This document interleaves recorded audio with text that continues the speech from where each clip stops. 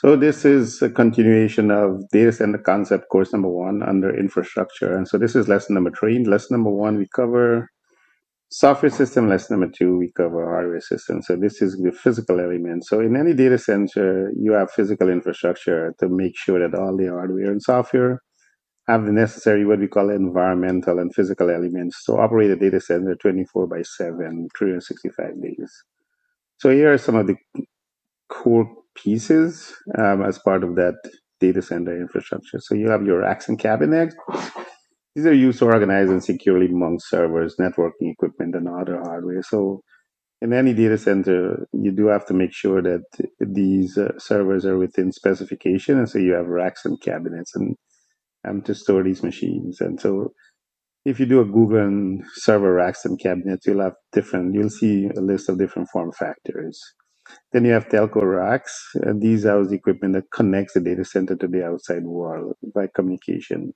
And so when we say local area network and wide area network, these equipments, as I mentioned, the switches and the routers, and you have connectivities like the different cable type. They need to be interconnect, and so you have what you call a telco racks, right? Similarly to the server racks, you'll have telco racks. Cable management, obviously, you don't want your cables to be all over the place like a mess of spaghettis.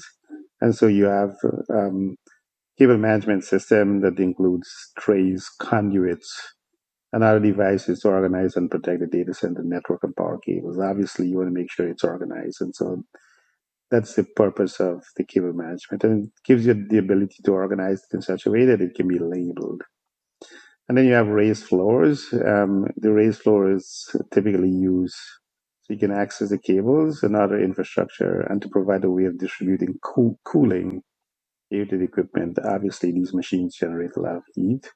And so you have to find a way to provide cool air and circulation so you have these machines operating at an optimal temperature.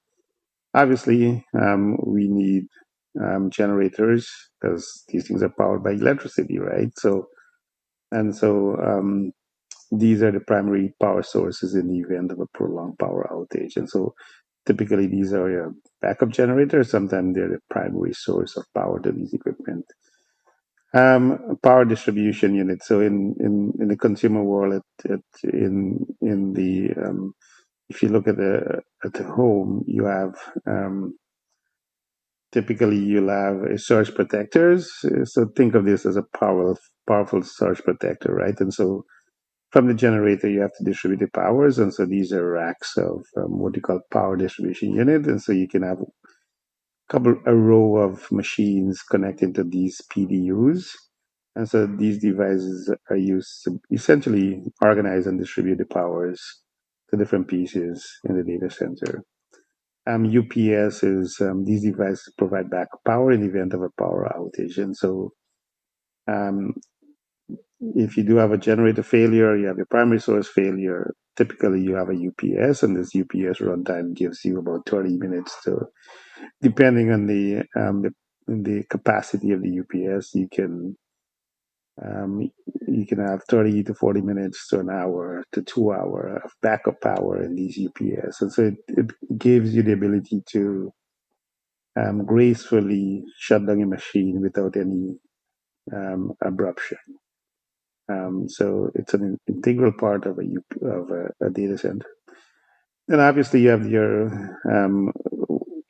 air conditioning and cooling system. And so these are typically what we call CRAC, computer room AC. And so these systems are used to maintain optimal temperature within the data center so that the equipment run effectively and safely as specified in their operating temperature. And then fire suppression system with any equipment room, it's a code requirement that you do have these systems. And so they come in different types and different flavors. And so that's an essential part, and it's a code requirement for data center. And obviously, because you're protecting sensitive information, you do need physical security system, and so surveillance cameras, key card access, another system to protect the data center from unauthorized access. It's a requirement, and so These are all the pieces that are physical elements that's required for a data center infrastructure.